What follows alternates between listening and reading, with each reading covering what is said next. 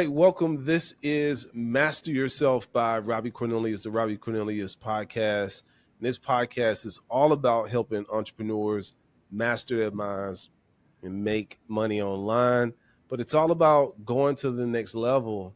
And today I'm joined by one of the most amazing individuals I've ever come across on the face of this planet, one of the most genuine, one of the most hardworking, one of the most mind expansive individuals that I've come across, and just an overall good person.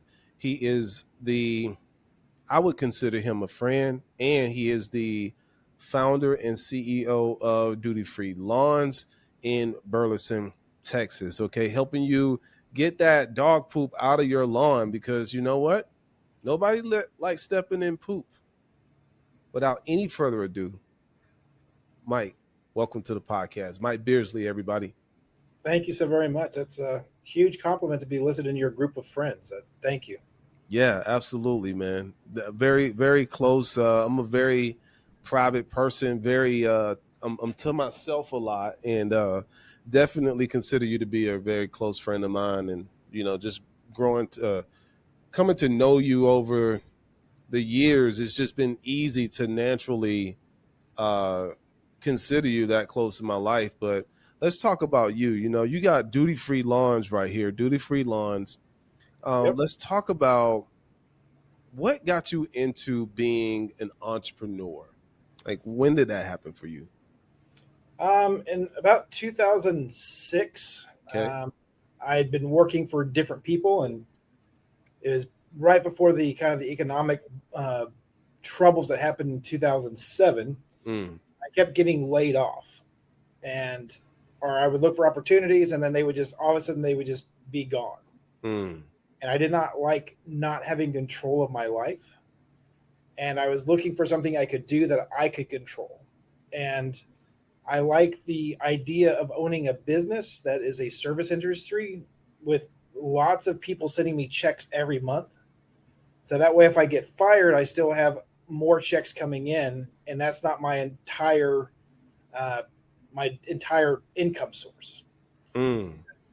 I realized as I've been in this business for a long time that we're all self-employed, even if you have a job. It's just your customer is your place that you're going and working. And if they're done with you, they know you're no longer employed and you need to go find another customer, another job to write you a check. Correct. I like the, I believe someone who's a genius in this industry talks about subscriptions. Uh, and you are the master of getting subscriptions. And that's what poop scooping is. It's a subscription service to have someone take care of the poop. You don't have to argue with your kids. It's cheaper than marriage counseling. You don't have to have any of those problems. And for a very reasonable rate, we come out, take care of it, and everyone can enjoy the backyard again. And that's absolutely phenomenal. And you're right. It is one of those things where, you don't really think about it until you're knee deep in it, or should I say shoe deep in it. Right. Yes. And so, I pride myself on being a very creative person, but I never would have thought about starting a poop scooping company. Never knew such a thing existed. And when I came across you, not only did I find out that it exists, but I also found out that you can be very successful in this industry. Yes. Now, a lot of entrepreneurs like yourself, like myself, we've been through a tremendous amount of ups and downs in business. Let's talk about some of the times that you've had to find the strength inside yourself in order to keep going. And let's talk about some of the mental, spiritual, and emotional tactics or practices that you've had to embody in order to keep going when times got tough for you. Yeah. Probably about 5 years ago, was probably the darkest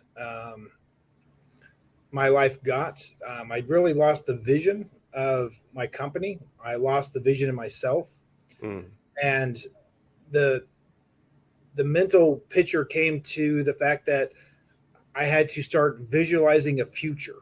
I had mm, to create my own future and stop waiting for people to come rescue me. as an entrepreneur, you're 100% responsible for your failures and 100% responsible for your successes. Correct. And it took me a long time to remember that I'm in control of my future and that I can go out and create a buzz and let people be aware that there's some crazy guy driving around picking up poop for people. And if you don't let people know through cloning yourself on the internet and making content all the time, um, you can't ever get customers. And for a long time, I was kind of embarrassed of being a pooper scooper. And now I'm embracing the fact that I make a living picking up after people. I'm my greatest competition are the kids that live in the house, because that's usually a chore. But a lot of times those kids argue or they do a very poor job. And for me, it mentally changing the fact that I'm actually providing a service for people and I'm helping them really gave me the energy to get back into growing my business again and getting it to the new heights I've never been at before. Because it is definitely a mental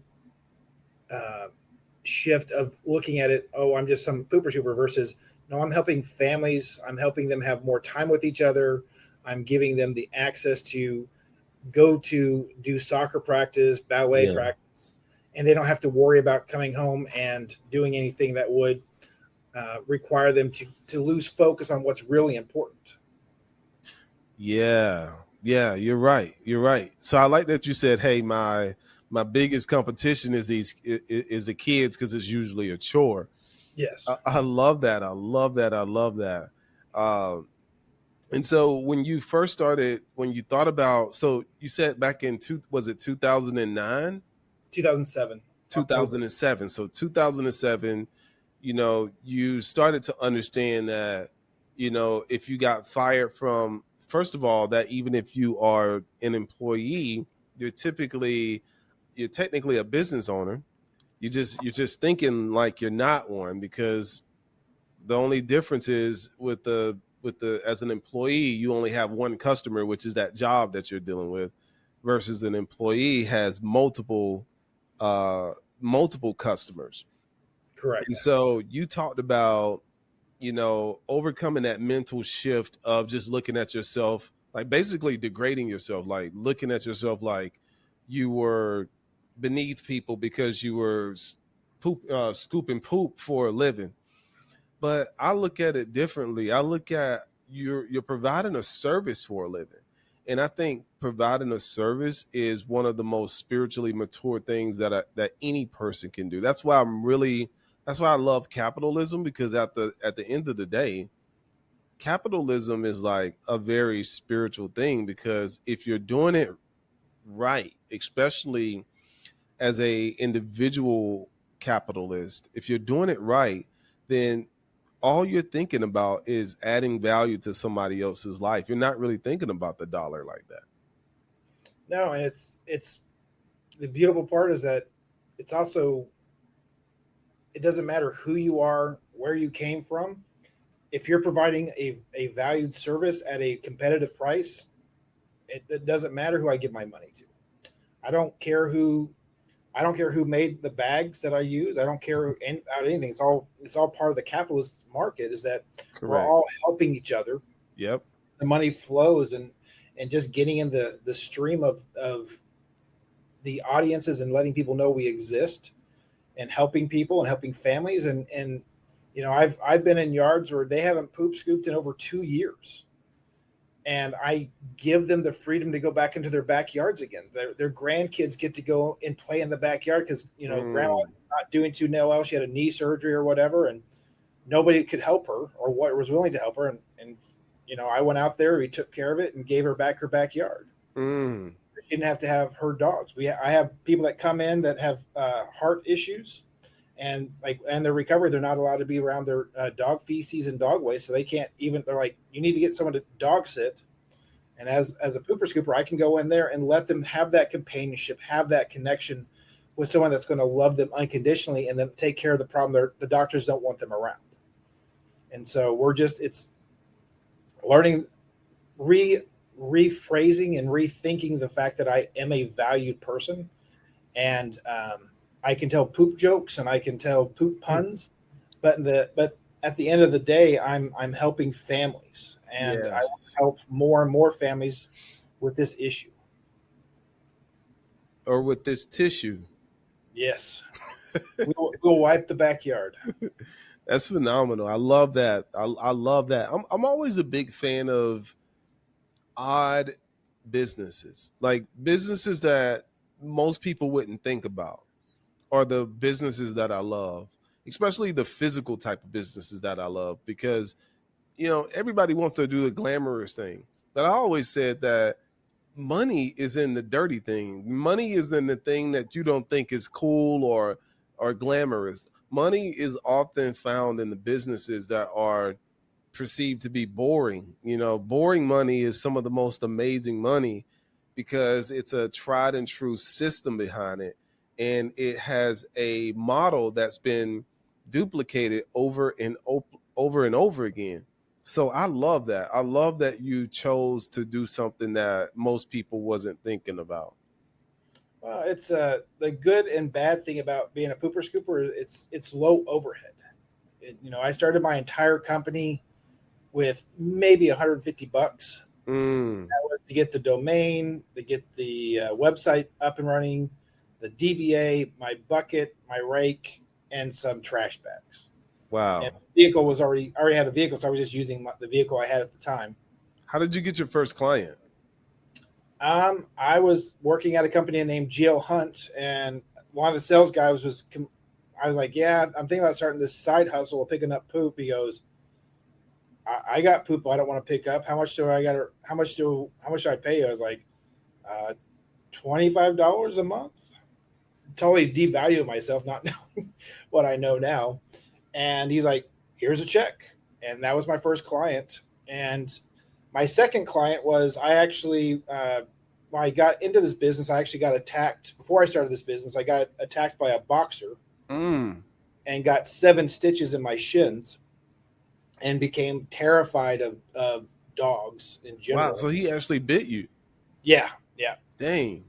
And so I reached out to a group called Legacy Boxer Rescue, and basically they're foster families that take care of dogs till they get placed. Yeah. And I had a lady out in the middle of nowhere. She had 16 boxers and 2 Frenchies. Was my second client, and she had an acre of land with these dogs just were free range in and out. So the first time I visited, my butt was up against that fence, just trying to. The dogs were just running around trying to play with me and have a good time, and I'm like, I don't know what to do. Um, but that was a really good experience because with having 16 dogs, you realize that dog poop is not the same. You get liquidy stuff and goopy stuff and traditional poop logs that you think of. Hard stuff. Yeah, and so I learned on that 1 yard basically how to pick up every type of dog feces that's out there. Wow. I know crap now, so but it's a fun deal. So I've found that there's 2 things that I love in life, and that's serving people and driving. In And so driving? yes, I love driving, and that's basically I'm a road warrior most of the time as I'm driving between yards. Mm. And the nice thing about poop scooping is you can walk into a yard, see it, and when you walk out, you have anywhere from 15 to 40 pounds of poop in your bucket. And so you can sit Wow. there and go, oh, it's immediate satisfaction that I did a good job. And you get accustomed to where dogs go to the bathroom. They're kind of natural. They have a corner, or you just know where they're going to go to the bathroom. Yeah. So you just kind of like, oh, something's not right. So I've actually probably saved 30 or 40 dogs.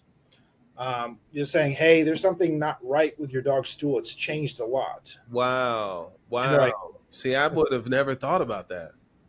and so I'll let them know, and they take it into the vet. And they're like, oh my gosh, you saved my dog. He ate a sock, or he ate this, or something happened. And so we're able to help families. I think there's one lady that hated my guts because she got her children a bunny rabbit, Mm. Lord Fluffy. and she paid us to come into her house, clean out the rabbit cage, and pet the rabbit because her kids that they got the rabbit for were allergic to rabbits. Whoa. And we saved that. We had that rabbit go to the vet 3 different times. It ended up living like 6 years. And so we were able to make sure that it was taken care of. The hygiene, the teeth were messed up. And I think she would have been okay if the rabbit kind of deceased earlier than that. But, we're just there helping families and telling people what we notice. Because we see it all the time. Kids that go out in their backyard, they're just like, it's gross and they don't want to do it. And, I had one of my friends hire me, and I cleaned out his backyard, and I pulled like 3 bags of poop out of his yard. He's like, where did all that poop come from? I'm like, your backyard. He goes, that not my kid's poop scoop. I said, well, based on my experience, they poop scooped in the area you could see out the window. So that whole side of the house over there was full of poop, and that whole side on that side of the house was also full of poop. Wow. So the kids knew where you looked and didn't pick up the poop in the rest of the yard. Holy moly. Holy crap. Yes. And they're like, he's like, okay, thank you. And so I had him for several years till he moved. But, it's just one of those things where kids are creative at not doing their chores. And I joke that I won't raid your fridge at night. You don't have to pay for my college. Just, we'll come by, pick up the poop, and sneak in, sneak out. We're doing anywhere from 4 to 7 yards an hour, depending on the size of the yard. Whoa. You said 4 to 7 yards an hour? Yes. Dang, that's moving. And so, yeah. So you're just moving, and I love small to medium sized yards because we can get in and get out, and we kind of patch them together so they're all close, and so you just make those routes more and more profitable for the guys and for myself. Wow, that's sweet. That's sweet. 4 to 7 yards an hour. Yep. Wow, that's wonderful. So let's talk about the numbers in this game. So in this game, if somebody wanted to get into this industry, okay, after they become established, what type of numbers are we looking at on average per year? You can easily do. My first year, I probably made maybe $30,000 just being by myself, not knowing what I was doing. Yeah. And then you got to double every year. Okay. But you add expenses, so it's like, by the time you add your employees, you're making not as much money, but you have more time and more freedom. And that's what it's about. Yes. And so, you can easily do $500,000 a year with probably about 300 customers, which will take you time to build up after about 4 or 5 years. There's some people that do it quicker, some people that never get that big, but it's just what is your ambitions? There's a guy here locally that he's franchising his business. Wow. And so he's making, I'm sure, multiple millions of dollars doing the franchise model because he's getting. Are you thinking about doing that same thing at some point? No, I like my little company that I can control what I have going on. I have other passions and things that I'm going to have duty free pay for as I move forward in my life. And duty free is just a great little cash cow that just keeps plopping out money, and that as long as it's there, I'm going to pick it up and just keep moving and enjoying life and looking for the next thing to help people in different parts of their lives. Yes. Okay. That's phenomenal, man. So let's talk about this logo. So we got the logo right here on the wall right here inside of our studio, our virtual studio. Mike, first of all, what do you think about the virtual studio? I love it. Thank you, man. Does it feel like I know we're in different places, but it kind of feels like we're in the same spot. It does. And it feels inviting, and it's bright, and it feels like it's well lit. And yeah, well lit. We can have, at some point we could do like co-hosting, and we can have guests come on and things of that nature. Let's talk about this logo, man. I love one thing that made me really like your business model was this logo. It's bright. It's got the really happy dog on there. And then people don't know this about you, but I know this about you. You have a really good sense of humor, dude. Like the jokes that you come up with like they're like they're like a step of like I love dad jokes. Like this is my favorite dad jokes. And you tell some of the best, I wouldn't even call them dad jokes. They're just really good jokes. And this is what this logo makes me think of. It makes me think of happiness. It makes me think of laughter. It makes me think of, jokes. How did you come up with the idea for this logo? I met with a guy named Angel, and we were talking about logos, and he came back with like a very boring, traditional like dog head in there. And I'm like, yeah, it's like I want something fun. I want cartoony, and it's like you don't know if the dog's going to the bathroom. You don't know if he's poking his head out the car. It's like just do something fun and make it bright because I want it on my truck. I want it on I want to be able to use it for my logo on my shirts and stuff that I've done for my guys. Yeah. And that logo on my shirt is 1,000,000+ stitches. And so we get it embroidered on the shirts, and it's like, it's bright, it pops.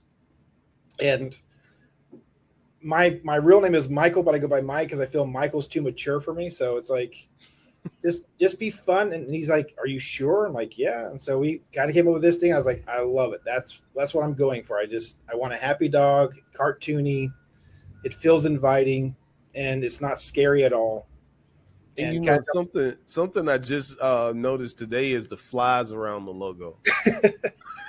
I just like when we uploaded it, I was like, "Oh, look at that! It's got the flies around the logo. That's awesome." Yeah, because it's duty, and so because I actually my original name was Duty. Ah. And my dad was in the military, and so whenever we would go through the international airports to go to different deal, they always had the duty free shop. Mm. And I'm like, aha, why would they sell poop, Dad? Being a little kid. And he's like, no, it's taxes. It's something different. I'm like, oh, okay. And my mother-in-law, she's like, if you're gonna do it, why don't you go all the way and do DOO duty free laws? I'm like, okay, it was available and I bought it, and I've been duty free since like November of 2007. So you're constipated. Always. You say you was duty free. Duty free. Man, yeah, I love the logo. It's bright. It captures your attention. And I also saw, I think it was a few weeks ago, I saw that, I don't know how long it's been. I know you were telling me that you were going to wrap one of your vehicles, and I see that you've gotten your vehicle wrap. How has that brought attention to your business? It's the worst part is driving by during the school years when I drive by the buses, and every one of those little kids on that bus has a cell phone, and my phone blows up. And I have my phone turned off at about 11 o'clock at night. You can't call me because I pooped in my living room calls from the sleepovers. But it's drawn attention. It has the logo on it. It has my I bought the rights for a phone number called 1-800-DOG-POOP. And so anything in the Dallas-Fort Worth area, I get those phone calls go right to my cell phone. Awesome. And so it is definitely bringing more attention, and people know who I am. I always expect the person to call me and say, "You're a crappy driver." I'm like, well, I appreciate that. There's so many puns and jokes about my phone number, and it's like it's a neat opportunity to have people, like I see people smiling. I see the people when they have they're trying to drive and they're on their cell phone trying to take a picture of the back of my truck. And I love that because that's marketing, man. Like you're drawing attention to yourself and to your company, and I always love that because attention, even when it's not good on the surface, a lot of times if you're a master at marketing, you can reverse engineer and make that bad attention good attention. I love that logo, man. And I even put a QR code on my truck this time, Good. So that way when they're driving, they can take a picture of it and it goes right to the form that they can fill out to get registered. That's phenomenal. I love that. This is really, really good. So what's your plans of the future with Duty Free Lawns? What do you see next for yourself? Well, I'm a owner operator with 2 employees, and I want to become a full-time owner. Okay. And so I'm growing my business. I probably want another 50 to 60 clients that I can add a third person and just continue to put out TikToks, put out Facebook Reels, learning the Instagram world, and just trying to be, as a guy I know named Robbie Cornelius says, that you need to clone yourself by making content. Clone yourself all day, And every so, day. yep. So I'm trying to get my content to 2 to 3 videos a day and just put them on different platforms. And I actually had, oh gosh, I just went blank. Brian Galsky just reached out to me. He texted me because he saw one of my reels on Facebook and said I loved all the poop puns. That's awesome. And he's on the other. He's in Dallas. Shouts out to Brian. Brian, yes. Subtle Skills, great guy. Very amazing. I love him. He is another genuine person that I love to talk with, and he is very just genuine. Wealth of knowledge of like I now look at eyebrows and eye lines and ears and looking to see what I can pick up about myself and other people. Yes. So with Duty Free, you want to eventually expand your role in the company by taking on more customers and bringing on a third person. Yes. Okay. That's phenomenal. So what are your ambitions as far as, we don't have to get specific about the numbers, but your ambitions with the company financially, where do you want to take that? I want to get to $500,000 a year. Okay. And then just continue to keep giving Uncle Sam more and more taxes. Cause if you're not making money, you don't have to, if you want to limit your tax liabilities, a lot of people lower their income, and I want to just pay the taxes and keep growing and becoming more and more succcessl. That's awesome. I want to be the guy known for poop scooping in Burleson, Texas, and Fort Worth, Texas, and just kind of the joke is I want to be the guy on the top of the hill because poop always rolls downhill. It definitely does, man. So I really appreciate you for stopping by, man. Thank you. Any tips for entrepreneurs out there that want to, let's just say there's a kid at home right now. He or she is 18 years old. They're thinking about starting a business, or maybe somebody's stuck in a corporate job right now. They're thinking about starting a business. Do you have any words of advice for them? The best advice I can have is get started. I know that it's very easy to get stuck in you get stuck in thinking about if I do this with this and this and this, but you never take that first step. Oh, yeah. Take the first step. And there's a great book, which I just have in here, U Squared.